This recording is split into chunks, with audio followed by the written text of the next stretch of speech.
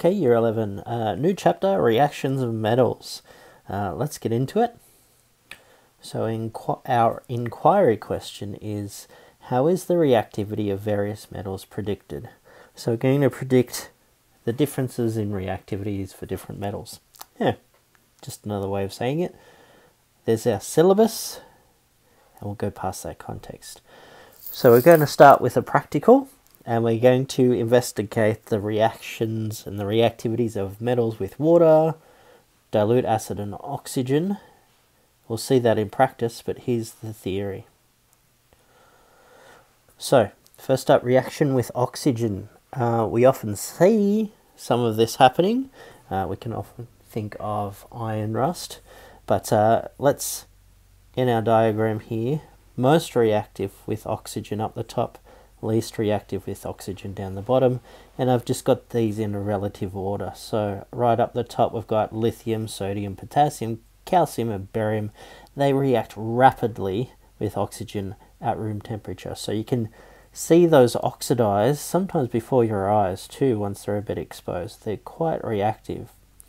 Magnesium, aluminium, iron and zinc after that. Iron can be a little bit slow, but remember when we get out magnesium, you can see it's got that kind of greyish blackish tinge to it on top, the magnesium oxide. So it happens on the order of minutes to hours to months and stuff. Okay, if you heat tin, lead and copper, they'll react slowly, and with a bit of heat you can speed it up, but otherwise very slowly with oxygen. So on the matter of kind of like months to years. Remember that the Statue of Liberty is copper, so underneath that copper oxide layer, sometimes called verdigris, is some bright orange copper under there. Okay, unreactive with oxygen, we've got silver, platinum and gold. Okay, so here's, I'm guessing I put some gold, some silver down there. These are how they will precipitate in caves, and they won't oxidize over time, so it's often found that way. Okay, so metals react with oxygen to form metal oxides. Alright, so let's look at some examples. We've got lithium and oxygen forming lithium oxide. Magnesium and oxygen, magnesium oxide. Aluminium and oxygen, aluminium oxide, or sometimes called bauxite. Okay, the metal oxides have very different properties to the metals themselves. Okay, you kind of realize that when you think about rust. Rust have a very different property from normal iron, and so you've got to think about them differently. Mainly these oxides, when we're talking about metals, they form kind of two groups. One where the layer on top is broken, kind of like when you think about flaky rust flakes coming away. Okay, and sometimes they form layers that don't have gaps between them, and they don't have cracks, and sometimes they're called passivating metals. So an example there is aluminium, copper and zinc. So aluminium forms a very light powdery layer of aluminium oxide, and that prevents any more oxidation happening. So aluminium stuff outside is all really good, but if you haven't had any experience for it, if you go over to aluminium and touch it, it kind of feels white and powdery, doesn't it? Same as your zinc coating on galvanized steel as well. It has that kind of powdery coating. And the copper, think about the Statue of Liberty that I was just talking about, nice protective layer there as well. So oxygen and water can't get underneath it. All right, reaction with water. Most reactive at the top, least reactive down the bottom. Again, look at that, group 1 and 2 metals react rapidly at room temperature. So we'll do some examples, and we've done some examples before with Year 9, if you remember back where we put sodium in water and lithium in water as well. Quite explosive. Somewhat reactive with water, reacts with steam at elevated temperatures, magnesium, aluminium, iron and zinc. And the unreactive with water is the tin, lead, copper, Silver, platinum and gold, they're quite unreactive elements back here to oxygen as well. So you should start seeing some trends. So metals react with water to produce hydrogen gas and metal hydroxide. So for example here, lithium, when we put lithium in water, it's very reactive. It's a group 1. It forms lithium hydroxide and hydrogen. So alkali metals, this is why, there's your alkali there, your hydroxide. Calcium and water, calcium hydroxide, hydrogen. Magnesium and water, magnesium hydroxide and hydrogen as well. Okay, since some of these are very reactive, the group 1s, so like lithium and sodium, they give off a lot of energy. They're very reactive. And a lot of energy plus hydrogen can sometimes lead to the combustion of hydrogen. So sometimes, I know in this GIF here, or if you look up the video on YouTube, where they throw a huge chunk of sodium in the lake, that vapor, that hydrogen coming off, actually ignites and explodes, and it can be quite dangerous because it then you get molten metal flying around in the air. So please don't do it. Okay, dilution, reactions with dilute acid. Most reactive with H+, least reactive with H+. Okay, most reactive, it's following the same pattern in order, but you'll notice more are reactive with the acid. So you've still got your more reactive ones up here, but it's going on into your magnesium, aluminium and zinc. React rapidly at acid with room temperatures. Tin and lead, slowly at room temperatures, and heat will increase it.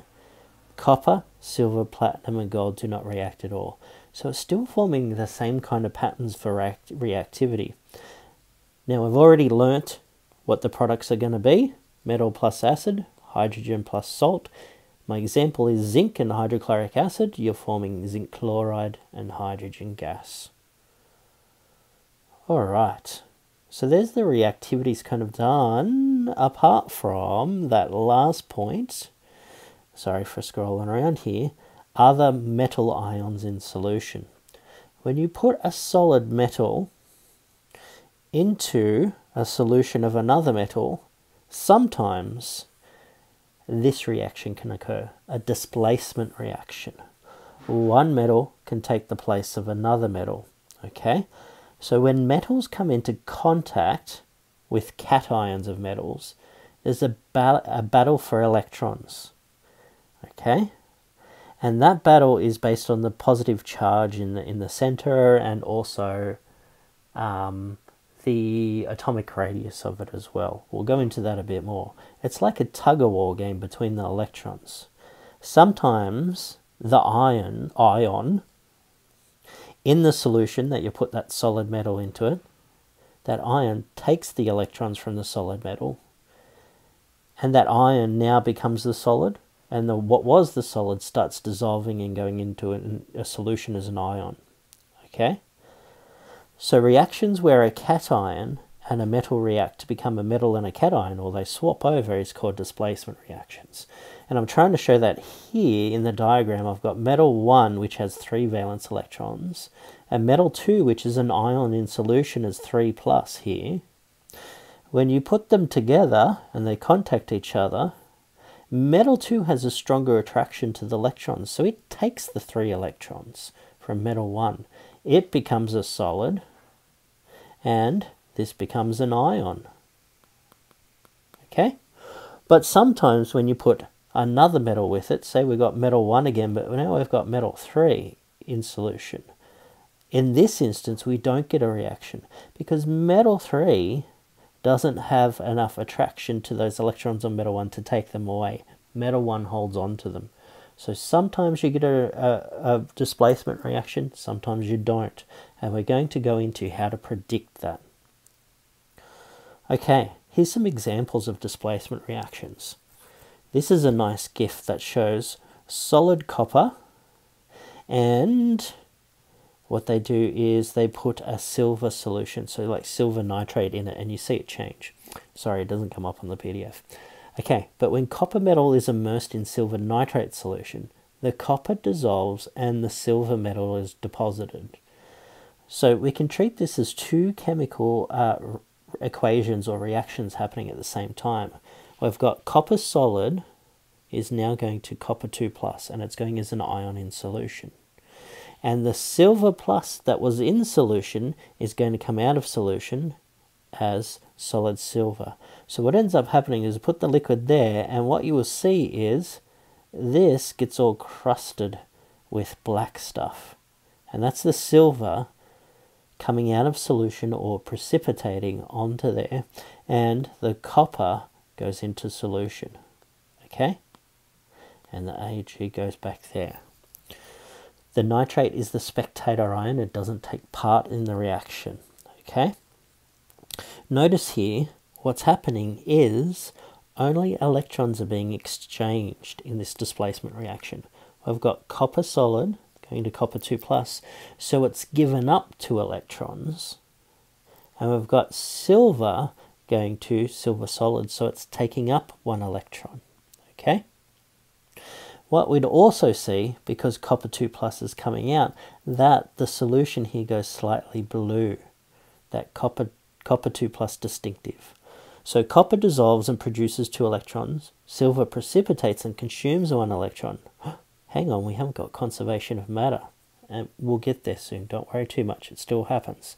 So out of these two, silver has a stronger attraction to electrons than copper. Okay?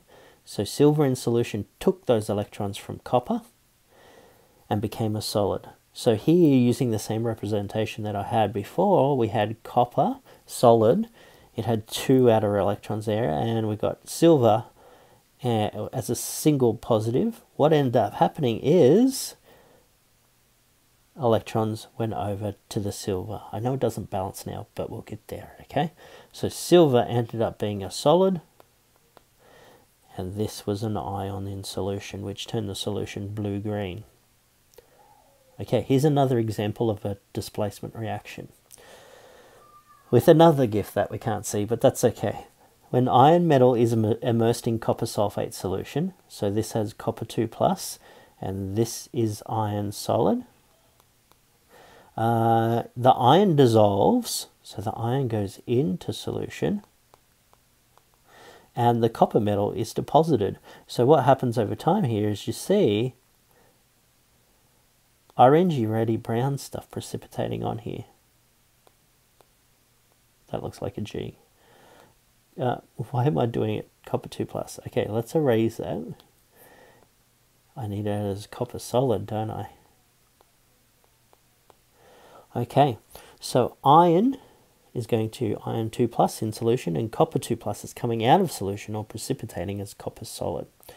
So here what we'd notice is the blue-green of the copper sulfate solution disappears, and what does appear is some orangey brown stuff coating what was the iron. Okay, the sulfate remains in solution. It's a spectator ion. Okay, so nothing's been changed, only electrons have been exchanged. Iron has gone to iron 2 plus, so it's given up 2 electrons. Copper, that should be 2 plus, has taken up 2 electrons and gone to copper solid. Okay, so iron dissolves and produces 2 electrons. Silver precipitates and consumes 2 electrons. So out of the two, copper has a stronger attraction to electrons than iron. So there's our solid iron, there's our copper. Our electrons go over to copper. So now we've got a solid, and now we've got an aqueous. Okay. All right. Let's see what I've got going here. If copper replaces silver in solution and iron replaces copper in solution, what would occur when you put iron in a solution of silver? Okay. So what we've seen is if copper replaces silver in solution, so copper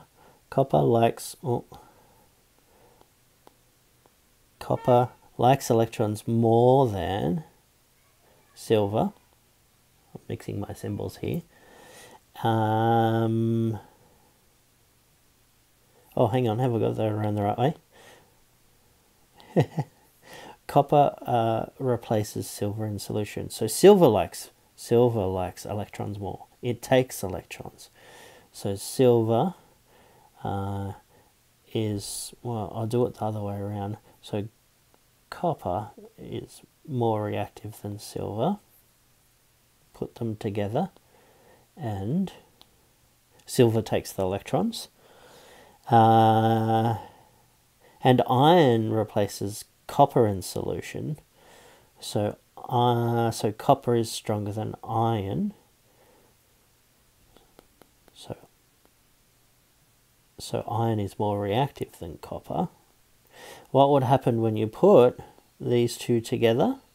Well, if iron is more reactive than copper, which is more reactive than silver, then the silver and the iron, the silver and the iron will also have a displacement reaction. So if you put them there, okay, so iron is more reactive than silver. Silver will take the electrons from iron. Well, I should draw it the other way, and silver will be precipitated. I'm doing terrible, aren't I? Eraser. Here we go. Okay, so what's going to happen is silver will take the electrons and coat. Iron will give up its electrons and be in solution. Okay? Looking underneath, if copper replaces silver in solution, iron replaces copper in solution, what would occur when you did the opposite, when you put silver in with iron? Now, the opposite reaction wouldn't happen because silver likes its electrons much, much more than iron. So silver will not give up its electrons and iron will stay in solution, so we'll get no reaction. Help if I could spell reaction. All right. Well, that's kind of what I represented here. What they'll do is they'll swap over in the top, no reaction down the bottom. All right. Okay. So, representing these by equations, what we need to do is we do what we call two half equations for these displacement reactions. And what we do is we can put the two halves together and balance them as long as we follow a rule here. And I've chose this particular example between copper and silver, okay? So when you put silver and copper together, so copper solid with silver ions, you get a displacement reaction. Copper solid goes into solution as copper 2+, and it produces 2 electrons. Silver, though, you'll see up here, silver takes 1 electron. Okay, so to get them balanced out, what we do is we multiply the stoichiometry, in this case by 2, but in all cases, what we do is when we're combining two half equations, we aim to have the number of electrons being given equal to the electrons being taken. So here we're after 2. So to do that, we just needed to leave this one by itself, so multiply by 1. But this one here, we need to multiply by 2. So we put a big 2 stoichiometric out the front of all of it. And then what we do is we add them together. So everything on the left-hand side is now on the left-hand side. Everything on the right is now on the right. And now what we do is we cancel anything but same on the both sides. Hopefully, if we've done it correctly, the electrons will be the same. 2 electrons, 2 electrons. Everything else is different. So our final equation for the copper and silver displacement reaction is given here. Okay, let's do a couple of examples. An aluminium electrode was placed into a zinc nitrate solution. I might draw a little terrible diagram. Aluminium. And I've got zinc nitrate, the nitrates. I'm a spectator. I'm just worried about the zinc 2+. It was observed that a dark metallic coating deposited on the aluminium electrode. So we must have had a displacement reaction. The zinc came out of solution to form a zinc solid, and the aluminium went into solution to form aluminium 3+. Okay, so the observation is